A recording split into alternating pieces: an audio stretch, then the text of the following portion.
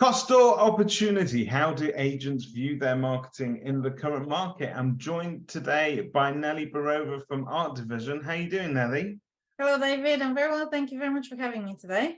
It's always a pleasure. I'm not meant to have favorites, but you're one of my favorites, okay? I'm sure you say that to everyone. I tell them all that. I tell them all that. Nelly, we were talking off camera about this interesting sort of phenomena that we see sometimes within the property industry, because that's where you and I our focus is most of the time. But when there is pockets of uncertainty in a market, or we feel that the market's changing, sometimes an agent can sort of take a knee-jerk reaction. And it's not uncommon to see this at sort of heightened times of crisis, as where the economy's going, or as we saw very clearly during COVID, an unexpected event can come along and sort of knock us all off our perch.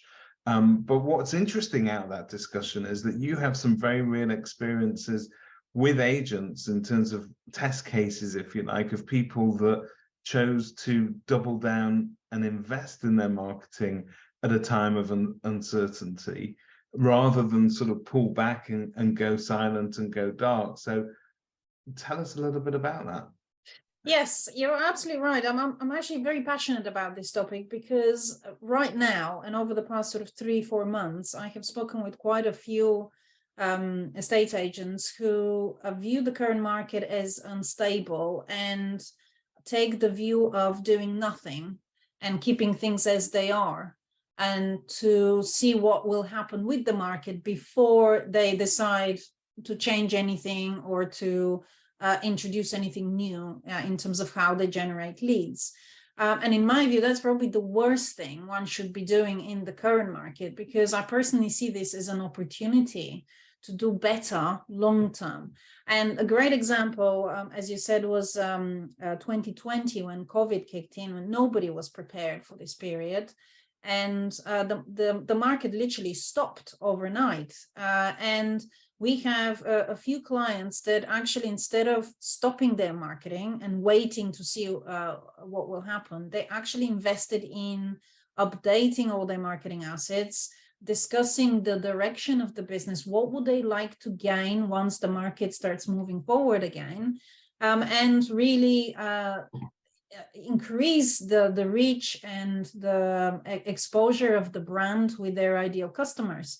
And we have some amazing success stories as a result of that. So one client in particular increased their instructions come to September, October of 2020. The following year, 2021, in February, they became the #1 agent in their area in terms of number of instructions. And I believe that if we've been able to go through COVID or a lockdown period, the current market shouldn't really be a problem with a lot of agents, because we already have experience of what I believe was probably the worst time we've had. Yeah. So taking this example and taking the lessons from this market, I sort of thought that most agents will have learned their lesson and would start seeing their marketing as probably one of the most important assets within their business. I mean, their website is the most visited branch in their business, and should be the one that they take care the most to ensure that they get as much as they possibly can out of it. But instead, pretty much 1 in every 2 or 3 agents I speak with take the view of not doing anything. So, you know, that's a very interesting topic, why that is. It's interesting, as I think that probably divides I know we're generalizing here, but it divides the sort of agent marketplace up into 2 types of individual: somebody that sees marketing as a cost, and somebody that sees marketing as an investment. And I'm willing to wager money that the people that see marketing as an investment are the type of agents that also, when they go out to advise customers, describe their services as being an investment, in order for them to obtain the best price possible for their property, or the best rent possible, that these services are valuable, they have value, and it's something that should be invested in. I think the agents that see everything as a cost, they're the agents that also are defined by how much they charge and nothing else. It's not the value that they add. And I think that's probably, there's probably two mindsets on that. So I know that I would agree with you. Yeah. I know that there are different types of marketing campaigns, and for that, and let's not just chuck everybody into those two brackets. Yeah. There are some people that might be teetering in between. So, what type, if they were looking to sort of be cautious or to scale back slightly, but to pick and choose what it is that they do, there are some tips for them in terms of what they can double down on, and what they can afford perhaps to let go a little bit at the moment. Yes. So maybe let's explore that. Yes. I mean, first of all, we in our division are all about persona-driven marketing. So I think with every estate agency, the starting point should be, who are they looking to attract? And marry that with the current market. So who are the people that are selling at the moment? Who are the people that are looking for a letting agency, if that's what the service is on offer? And who are the current buyers? I mean, obviously there's plenty of tenants that that's not really the issue at the moment. And really discuss internally where the gains can come from. Marketing is there to help articulate the correct message with the correct audience. So in the current market, there are definitely still plenty of opportunities. If certain aspects of the market is not sort of moving forward as fast as they would like, perhaps the efforts there can be redefined a little bit in order to reposition the direction of the business, even if it's temporary. But like you said, there are certain campaigns that absolutely must be kept and must be invested in, and others that can be either scaled down or paused for a short period of time. And I sort of explained the logic behind it. In this current market, especially if they are people who are sitting on the fence. So if you operate in a market where you have sellers that are not quite sure whether they should put the property on the market or wait, whether they should sell or let, and perhaps they're not quite sure whether they will get the top value for the house that they currently own. This is where actually building that long-term relationship is very, very important. So perhaps the timing is not quite right for them today, but they are considering selling at some point. So if marketing is only aimed at those who need to convert at that moment in time, that's the wrong approach for the current market. So everyone needs to be looking at the long-term gain for those type of leads. And a long-term gain means that you need to invest into things like building your email lists. Because when you have a good, healthy email list of prospects, you can build that trust and relationship over a long period of time. And when the time is right for them, you, as an estate or letting agent, will be one of the 2 or 3 that will choose to value their property. So your campaigns should aim to attract your potential clients and convert them at least into an email subscriber. So that's one campaign which I believe that should not be stopped. The second, and in fact, probably the most important, is the organic ranking. So SEO is something that doesn't work for every industry anymore. It doesn't work for every business, but specifically for estate and letting agents, it works really well and it generates really good results long-term. So if you are investing in your organic ranking, and by this, I don't just mean ranking for your local areas, I also mean ranking for educational style content in form of blogs. And is that because we've got quite sort of specialized services that solve problems that people will be searching for? Exactly that, precisely. Right. And also because, again, I started with the fact that we're talking about persona-driven marketing. If you really dive into who are the sellers or who are the landlords, what is the starting point of their journey? Usually it's a research phase. You know, if I'm looking to sell, I probably will be researching roughly how much would I be getting for my current house? Where will I be moving to? And there is always a motive as to why I would like to move. I don't just want to sell for the sake of selling. Usually it's because of whatever personal circumstances that I need to move. So the research phase is what triggers what I'm searching for. And this creates the opportunities for the topics that estate agents should be creating to attract those prospects. This is especially true for landlords, because there is a lot that landlords will be researching before they take their decisions.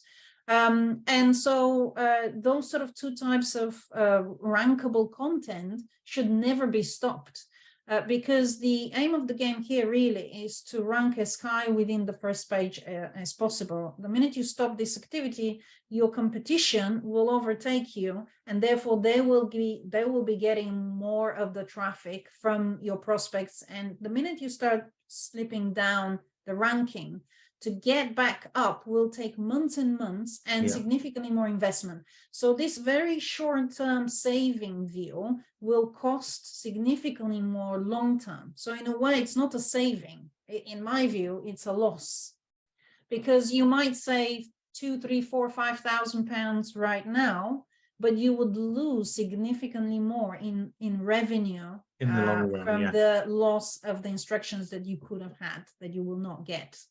And that's why the sort of two main type of campaigns that should never be stopped are your SEO organic ranking content marketing. So, you know, writing those informative blog articles that are engaging with the right personas that you're looking to attract, and email marketing, which is again part of the content marketing family, which is aimed to have those regular touch points with your prospects, again, with informative, educational, quality content.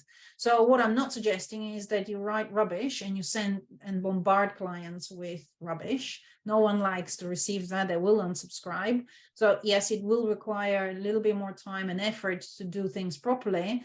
But those two types of campaigns will consistently generate you leads for a very long period of time. Because if I gain a new subscriber today and I nurture that person for several months, they may convert in September.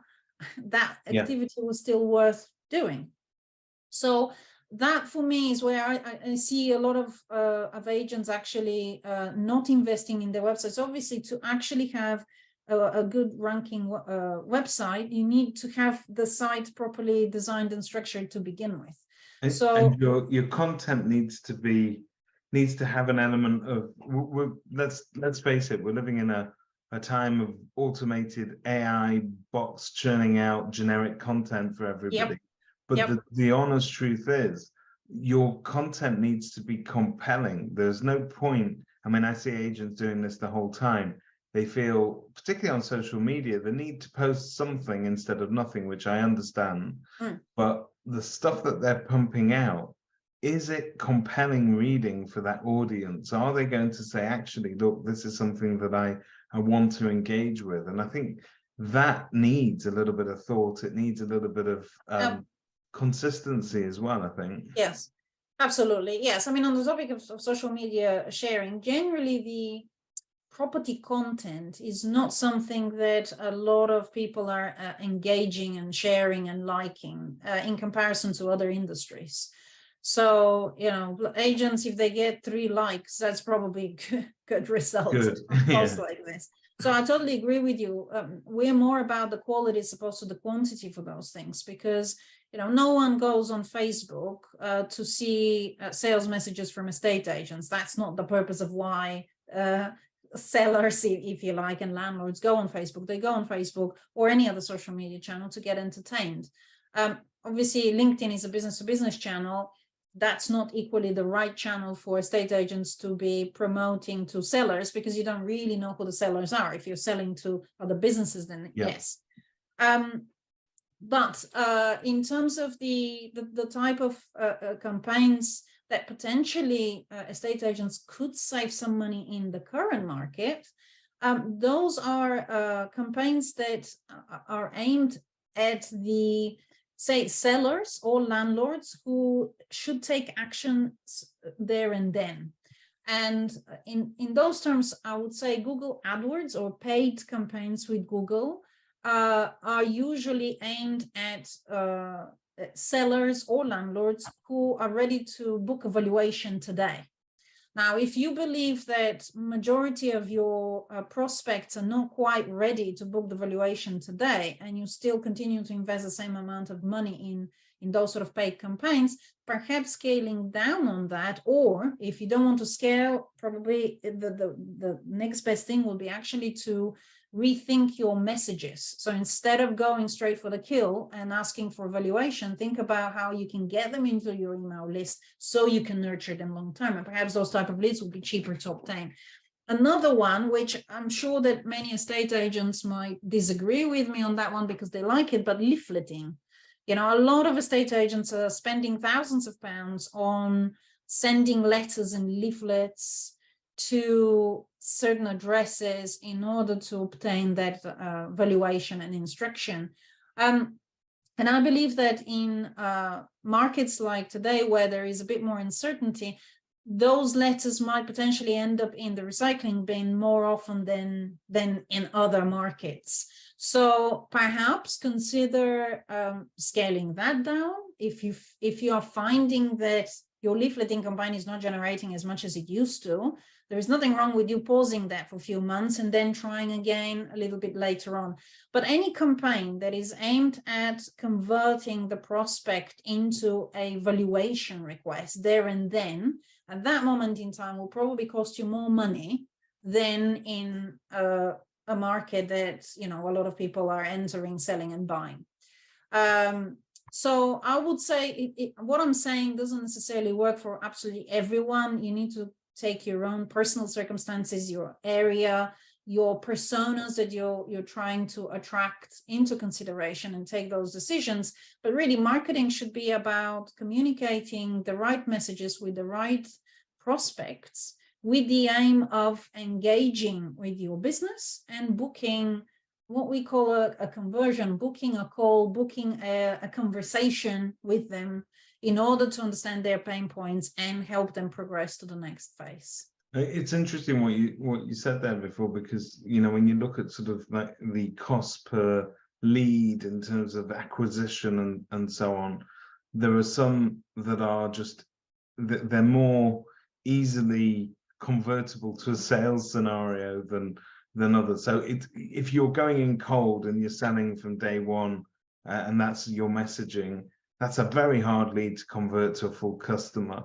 Where you are giving them advice on a problem that they may have, where you're entering that relationship by sort of giving them some value so that they can then trust and acknowledge that your services are probably worth investing in. Now that's a client that's easier to sell to at the end of the day. It's easier to do absolutely.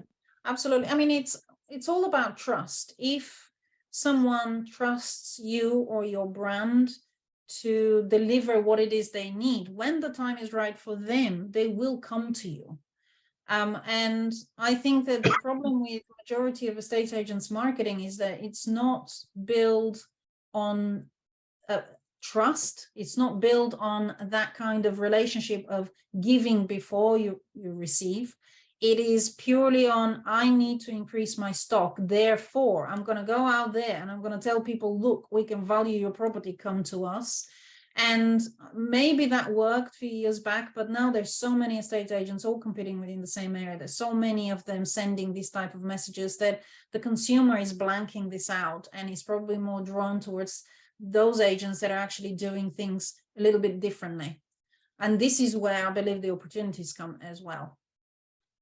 So it is a matter of those agents sort of keeping on their toes and sort of looking at their marketing, because I think for some, I know we're generalizing here, but for some, we have had a great market for a couple of years, and marketing per se wasn't necessarily something that we all majorly invested in, because, you know, everything that came through our door we were selling. And we had loads and loads of people looking to rent, loads of people looking to buy. We were almost inundated, and our job became sort of filtering leads rather than sort of generating leads. And I think that's now a switch, isn't it? Yes, but this is precisely the problem with a lot of those estate agents, because when the market is buoyant and, you know, you have a lot of people looking to sell and a lot of people looking to buy, it is, I guess, a lot easier for those agents that are not investing in their marketing to obtain instructions based on reduced fees, for example. But in the current market, it's those agents who have invested in building those long-term relationships, they will be attracting the bigger percentage of the market. Although the market is smaller, they will get the bigger percentage out of this market, which means that a lot of those agents that didn't invest in their marketing are currently probably struggling quite a bit, and their instructions are probably significantly less than they would have been should they had a good pipeline behind them. And the worst time to build your marketing assets is when you don't have any stock and you don't have any cash flow coming in, because this is when you're stressing out. And you feel, well, I can't really invest in anything new because that's yet another cost I need to be considering. So the ideal scenario would be is when your business is doing well, start planning, how you can grow from there, or how you could still continue to attract business when the times aren't so great. But of course, it doesn't work like this in reality. So at the moment, we are in a market where some agents are finding it tough. Some agents are reporting a reduction in number of inquiries they get, definitely a reduction in instructions, and even worse, when they do get the instruction, they're finding it hard to get the instruction to completion. There's a lot of sellers that are jumping from one estate agent to another, and they're selling with a second or a third estate agent purely because of their perceived value of the house, which perhaps at the moment is unrealistic. So maybe a lot of overvaluing is happening in order to win the instruction they can't complete, and that equally affects their cash flow. But what I would say is that there is no better time in investing in your marketing assets than now, because if you don't invest in your marketing assets now, then tomorrow is going to be even gloomer. What do they say, that Chinese proverb, the best time to plant a tree was 20 years ago? Yes. The second best time is today. Is now. Yeah. Precisely that, and that works unfortunately now more than ever. And sadly, I hear these comments from even very established businesses that clearly have a good amount of cash in their bank account from last year and the year before.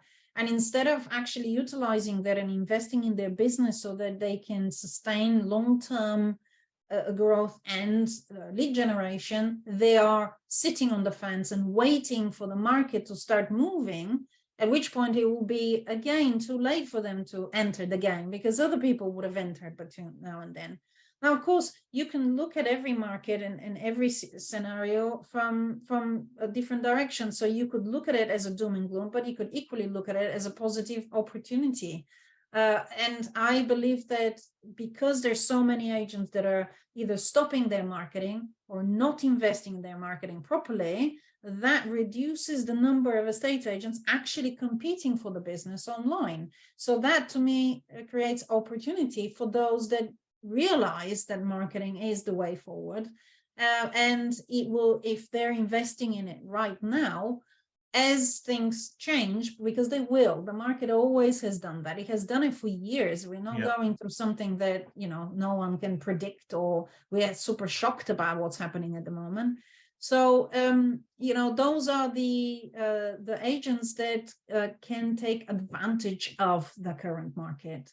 And those are the ones that will do even better in 5 months' time, 6, 7 months' time. You're 100% right. There is a flow to a market, and it comes back. It has dips, it has highs, it has everything. And I think that for those agents that have experience of navigating different markets, the one thing they're going to tell you is there's always opportunities. Your customer might change slightly, your customer profile might change slightly, and so therefore your marketing needs to change with it, because you need to put out a different message. But the opportunities are always there. So anybody that's looking to take those opportunities today, the next step is to book a call with Nelly.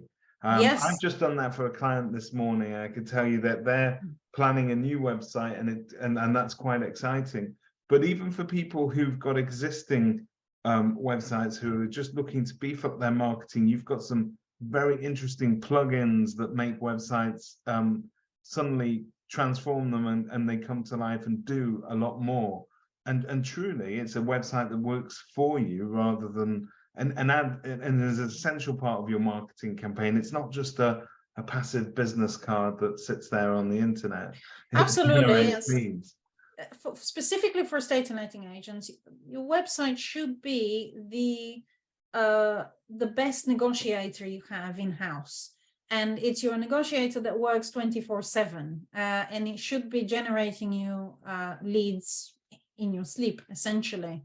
It should not be an online brochure. It should not be something that is created as an extension to your CRM just to show your properties that you have, because you can show your properties on the portals. That's not the point of a website. Yeah. The point of an estate agency website is to communicate with your prospecting clients, and in most cases those are your vendors and your landlords, and you should use it to attract them, engage with them, and convert them into an opportunity. And this is what probably 80 to 90% of the estate agents out there are not doing.